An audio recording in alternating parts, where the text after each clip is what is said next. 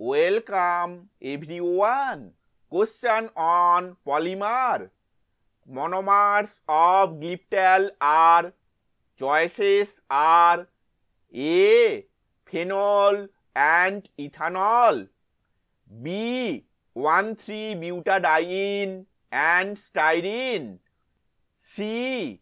Phthalic anhydride and glycerol, D. Propanol and acetone. Answer is C. Phthalic anhydride and glycerol. Explanation we will see in the next slide.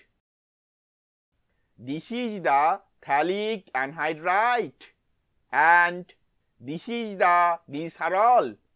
N molecules of phthalic anhydride reacts with N molecules of glycerol to form glyptal. Thank you for watching this video.